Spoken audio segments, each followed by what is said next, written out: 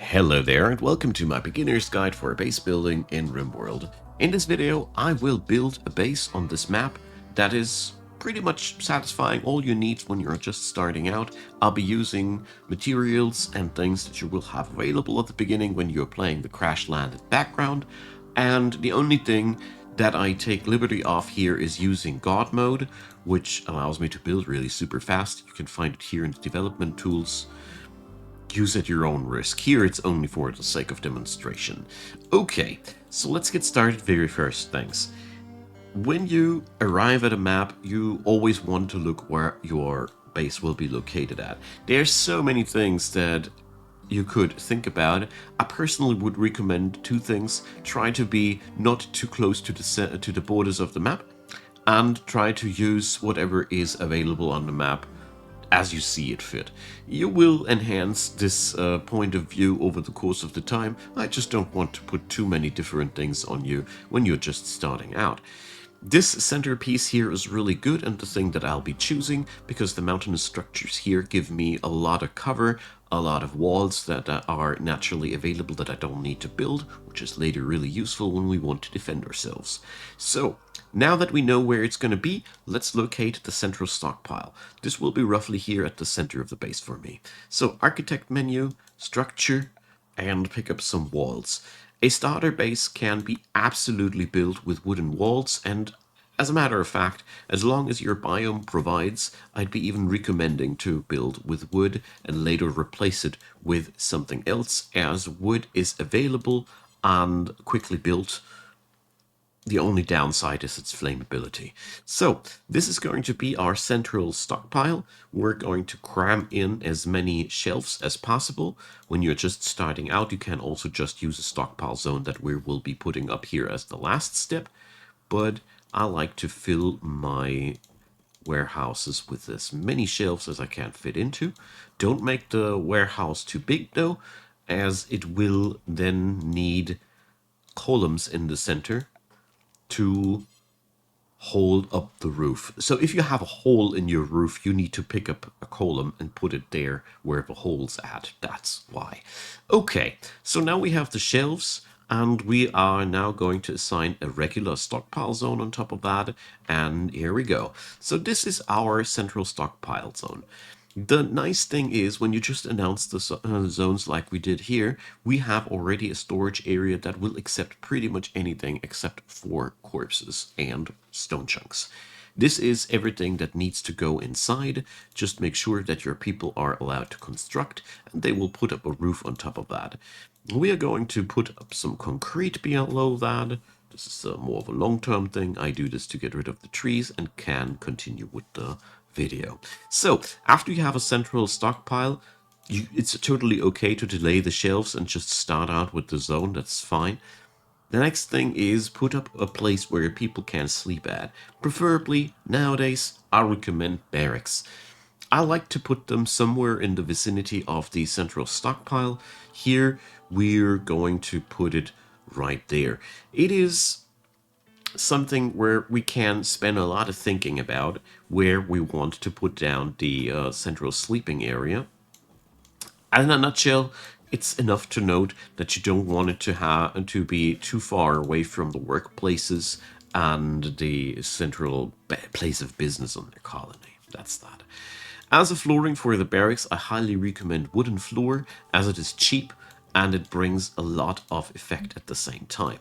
Now we fill in as many beds as we need. You can of course make that barracks a lot smaller as you only start with 3 people. Choose to your own liking.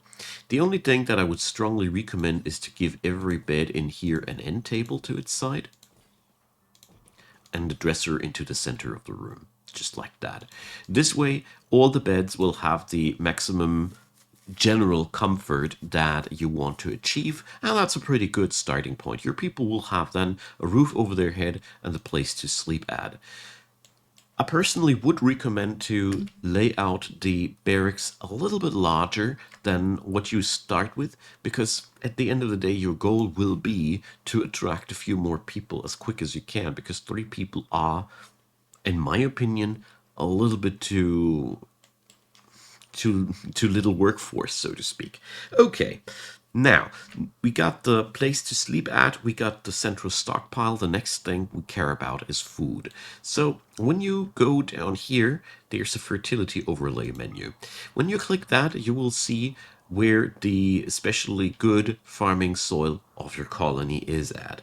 I personally love to put my food storages and my food processing units in the close proximity of that, because where we have good soil, we eventually want to start farming, and where we do farming, we produce the food. When the pathways from storage to production are short, that is generally a good thing. By the way, the starter things here we're going to unforbid, so items will be transported here, and I will be putting down my food processing here. Here's another thing between the lines. Terrain affordance is something that is in some biomes more or less of a problem. So here, the red dots show us where we can't build without building a proper foundation first, so this is something we need to respect there. We are going to go now for a food processing area. Goes like this. My personal favorite. We are going to delete that medicine because nobody needs it. Oh, God mode does things.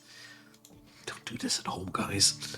Anyways, so here goes the central area. We're going here for, oh, well, let's make it not like that, for an area where we store food and where we process food. So this is distributed like that. And now inside of there goes a stove. Can also be a fueled stove if you don't feel like electricity. And here we go now for the same principles that we did before. As many shelves in there as possible, because they are much more efficient than one regular grid of ground. Takes just 3 times as much items, or as many items, sorry, as a piece of regular floor, and that's why I like them so much. So, in general, we're going to go here for this. This is now a different stockpile zone though. Here we want that the food gets stored at. So here goes how. First up, I double click the shelves when we have only them on the screen that we want to select. If you wonder what I'm talking about, if you'd be doing like that here, you'd be selecting these. We don't want that. So zoom a little bit more in, double click, click link settings, and now all these buddies here will now be configured together. So storage, first we clear all, and then we check mark foods, so all the food gets in there. It has now a preferred priority. We put that onto important priority, which is then higher than the priority of this shelf, which leads to food being now stored right here instead of right there. Next step, we set up another zone inside of the freezer to be, or food storage zone, prefer whichever term you prefer. And now we just copy the settings here, boom, and paste the settings, boom. So the only thing that we now need to do is wait until we have food. All right, so this is where we store and process food. The last thing that I like to put in here or in front of there is a butcher table. I don't put the butcher table inside there because working in cold environments is not really practical, because we're going to freeze that room. And the other thing is it would eat up space in an area where we want to store actually things. And the butchery only goes a little bit slower outside, but at least nobody is bothered by the dirt that this produces. So next step, we need some farming. Here you can utilize now the higher fertility zones, or you don't. High fertility zones are really good with crops like rice and corn, and not so good with potatoes, as these don't appreciate the fertile soil. As a rule of thumb, you need 20 pieces of soil per colonist to keep them alive a year. It really is just a rule of thumb, though, because it all depends on your farming skill, on the growth period in the year, so many things. But in short words, potatoes are the jack of all trades. Corn grows long but does take low amounts of work. Rice grows fast but takes high amounts of work. But a little bit of a zoning like this is all your folks need, and you'll have enough harvest for your 3 people. Increase accordingly. Just be aware of the fact that farming is a lot of work. Okay, we have now food settled down. There's only one last thing.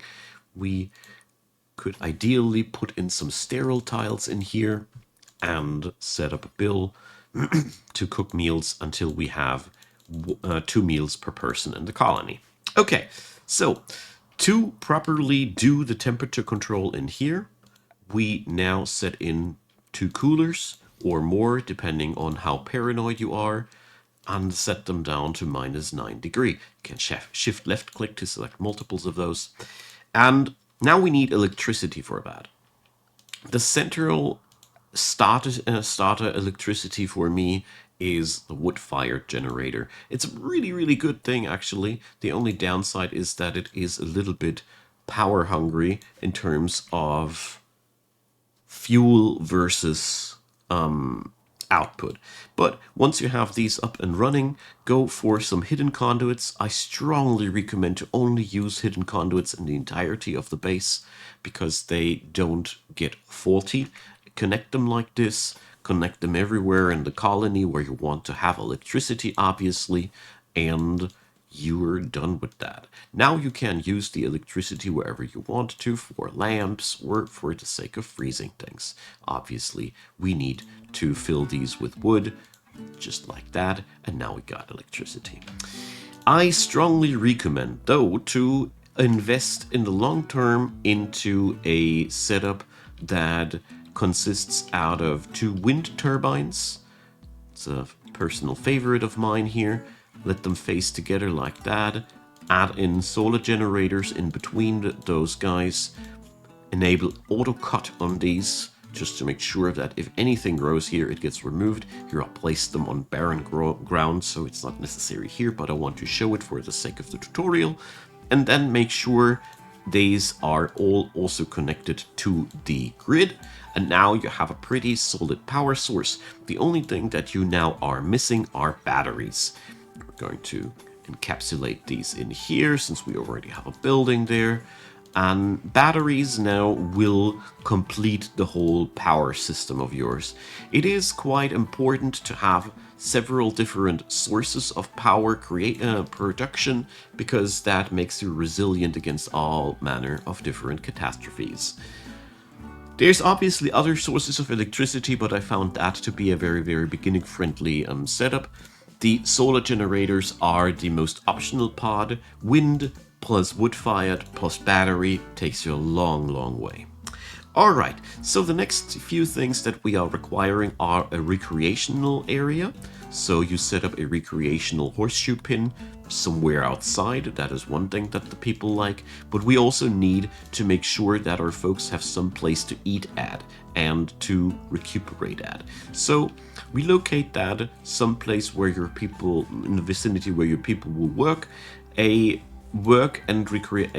eating and recreational area should not be further away than 30 grids of where your people will be working at, because otherwise they'll be just not using the tables. So you might want to spread out a few of these over your base. So it's a very simple thing. You just need to add in tables, chairs, stools, however you want to, and then you can add in a couple of recreational items to your own liking, whatever you have available. Combining recreation and eating goes really well together. If you decorate these items now with some art or other valuable things, you will have a nice recreational area. And last but not least, we're going to set up now a little workshop. First up, create yourself a dumping stockpile zone. Make it nice and large, because this is where we are going to store all those chunks at. These chunks will then get processed at the workshop area of your own liking. Where you put this, well, that's a very diverse topic, and we could argue that it should just be someplace in the vicinity of the central storage and the sleeping area. I don't want to deepen that too much because, you know, we are here doing a beginner's tutorial after all. So we're going to do here and delete some fertile soil. Usually I really don't like to do that, but in this biome it's okay. Don't build on fertile soil if you are needing it, but don't mind using it if you just happen to need the area there, like I do here, because I like the vicinity there. So what we're now setting up is the similar things. We are going to go now maybe for a stone flooring. You can also start with a wooden flooring. I just would recommend to put in some floor because floors make people inherently happy, and that is something that you want to capitalize on as quick as possible. Put in 1 or 2 stone cutters tables, make any stone block, ingredient radius reduction, do forever, and they will just cut whatever is on the dumping stockpile. This is one of my favorite, simplest jobs out there because it does the trick. Whatever gets hauled gets cut, and I have my stones. So in here you can now put in as many or as little workshop items as you want to. I strongly recommend to set up an electric smelter as soon as you can, because that thing allows you to transform electricity into steel, and steel is a very, very versatile material. So however you put it up, we can now put an electric tailor bench in here, and let's say an art bench. The idea of this whole place is that you utilize this room to make full use of the tool cabinets, just like we did on the barracks. It's the same principle. The tool cabinets in here are used efficiently like that because they are costly.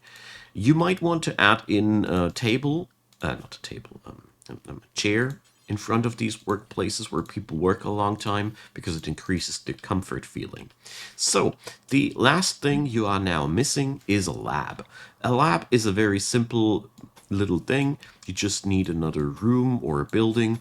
You can pull this all off as a mega base too, where all of these things that I do here are just located in one big building, connected by rooms to your own liking. I personally love multi-building bases. It's just a matter of taste. It all has its distinct advantages and disadvantages, though. All right, so we are now putting in some lighting. Never underestimate lighting. Where people work, they need light. Without light, they work slow and or badly. This is true for all venues of RimWorld. The only areas where you can allow to keep things dark would be storage areas, but even there people are pissed because they don't like areas to be dark. That's that. Okay, the lab is a very simple area where you just set up a simple research table, at the beginning at least. Later we are going to use the high-tech research benches. Come on, the chunk blocks it. The idea now is that you use in here bookcases where you can store books that you will find over the course of your adventures, and have at least 2 research benches. It ain't bad at all. If there's nothing to be done, people will sit down there and research. And that's pretty much all we need to do about that. And the last part on our list are a couple of simple defenses. Make sure that your entire base is boxed off by putting up walls like this. Now you see why I was liking the mountains so much, because it allows me to make my entry area locked off quite easily. Feel absolutely free to use as your first walling material wood, and bit by bit replace it with stone, because having a wall around your base is much more important than having a stone wall around your base that takes a lot of shots. That ain't as important as having a wall around your base to begin with. So, the most important thing now is you need to leave one entrance open so the enemy has some place where they can enter your base at. Otherwise, the storyteller likes to send most disgusting people that are able to breach fortresses, and we are going to locate it here. And now you can just do a nifty little thing like this.